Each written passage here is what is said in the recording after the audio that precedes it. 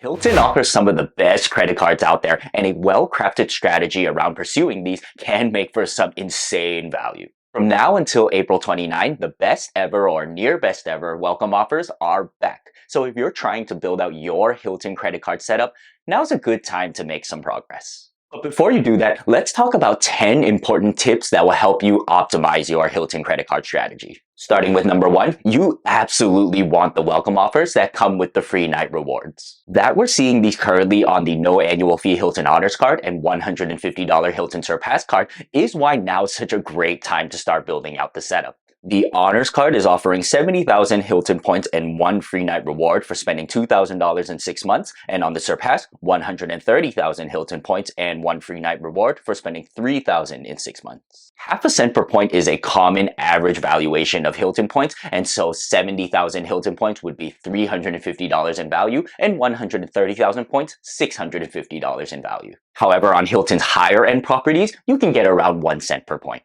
Thing is though, nearly all of these higher end Hilton properties are redeemable with the free night reward, given that it is valid for any standard room reward regardless of how many points it goes for. The uncapped nature of this free night reward gives it potential to have over $1,000 in value. Just note that, and this is number 2, you should ideally have organic plans to use the free night. This is because, well, you don't want to waste the free night or travel and spend money just to use it. Also, it's only valid for 1 year from when you receive it. Say you waited until April 29 to get either the Honors or the Surpass card and then hit the spend requirement at the last possible moment 6 months later, well then you'd get the rewards around October 2026. Not urgent by any means, but really as soon as possible, you want to be able to find travel dates and the property that you're interested that has standard room availability. Now, what if you wanted to cover multiple nights with multiple free nights and points? This brings us to number 3, you can get more than 1 card during this limited window.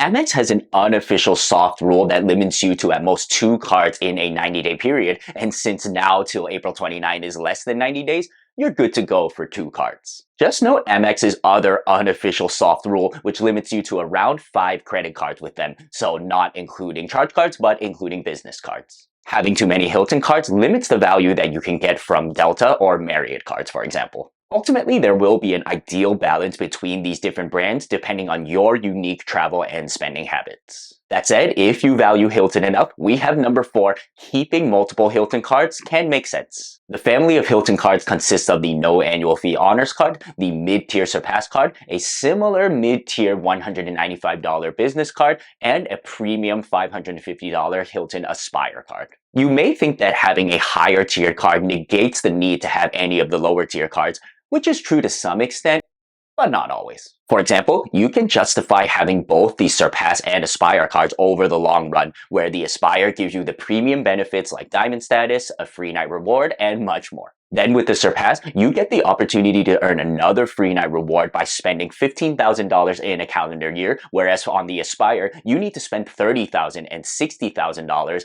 for additional free nights. You can also get multiple Surpasses or multiple Aspires through a couple of different methods, which we'll go through more later. For now, let's go to number 5, where each Hilton card has at least one standout unique feature. And so if you're considering just getting one during this limited period, any one can make sense. While the Honors card offers essentially nothing in terms of needle-moving benefits, given the current bonus, it is the only card that offers you that valuable free night reward for no fee and just a small spend requirement. Then the mid-tier Surpass and business cards step it up in terms of benefits, including Hilton Gold status, a strong 12x multiplier on Hilton purchases, and quarterly statement credits for Hilton purchases. For a long time, these quarterly Hilton credits have been easy to liquidate through gift cards, but recently and over the past few months, there has been a supply shortage of gift cards, and so this is a downside to definitely take note of. And finally, the Aspire card packs a serious punch in terms of meaningful benefits and is arguably the card across the entire US credit card landscape that provides the most outsized value, even in spite of its $550 price point. But as you're mulling over which of these 4 cards to ultimately choose, you may want to consider number 6, you ideally want to have at least Hilton Gold status from somewhere. I'd argue that gold status, with its space available, room upgrades, and daily food and beverage credit or continental breakfast, is the sweet spot for Hilton status and will surely offer some value to you when you're redeeming your points and free night reward to stay at a Hilton. The only Hilton card out of the existing four that doesn't come with at least gold status is the no annual fee honors card. Well, you can spend $20,000 in a calendar year to earn gold status, but that is a pretty crap way to deploy that level of spend. You can also get gold status through the Amex Platinum card, but make sure you're getting value from many other places from the card if you're going to keep it. It is $695 after all. At this point, we've painted a picture of how much flexibility the Hilton lineup of cards can offer. Each of them stands out in their own way, you can get multiple, and the order by which you get them doesn't really matter for now.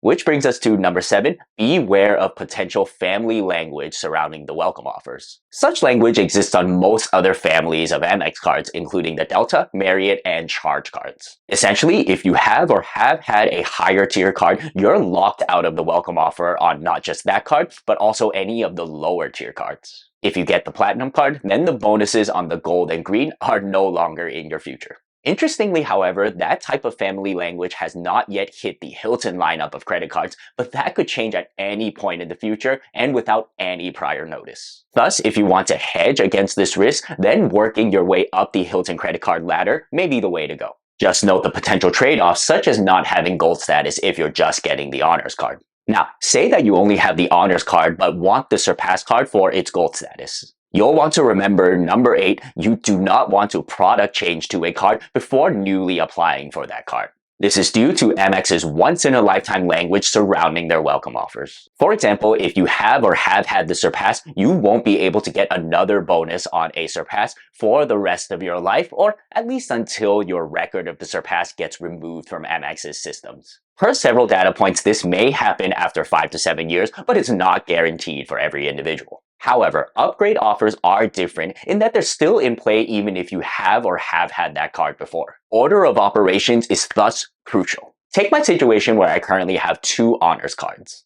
My plan is eventually to close one of these, apply for a new Surpass card and earn a bonus, and then upgrade the remaining honors card to a second Surpass card in order to earn an upgrade offer. Alternating between welcome and upgrade offers is a great way in order to really rack up those Hilton points and free nights. But what if you haven't been following this order of operations, or you've already gotten all of the Hilton cards before? Well, thankfully, we have number 9. There are ways to double dip on the welcome offers. This can be done primarily through no lifetime language application links, which are currently found on the lineup of Hilton personal cards on sites like Doctor of Credit and Danny the Deal Guru. In these links, the typically restrictive language surrounding the welcome offers is notably absent. It was through one of these links in the past where I managed to get my second honors card with a bonus while also beating pop-up jail. This is a window that pops up when you submit an application for an Amex credit card that tells you that you're unable to get the welcome offer for XYZ reasons. Not exactly sure how no lifetime language links resolve for pop-up jail in the backend, but just know that it worked for me on 2 separate occasions. Just note that there is some additional risk with using these no lifetime language application links, given that they are hacked or modified. If anyone's had a bad experience with using these links before, I'd love if you could tell the tale in the comments. Good learning experience for me too. And finally, number 10, don't sleep on the business card. Yes, it's currently the only Hilton credit card that doesn't offer a free night reward in year 1, instead just offering 175,000 points for $8,000 to spend in 6 months. It also doesn't offer a way to spend towards a free night reward like the Surpass does. However, it is also a business card that doesn't show up on your personal credit card report. Applying for the business card thus doesn't count towards your Chase 524 status and also doesn't negatively impact your approval odds with banks like Capital One, which just don't seem to like credit reports with a lot going on in it. And with that, we have 10 important things for your Hilton credit card strategy. If you've made it to this point in the video, consider giving it a like and subscribing to the channel.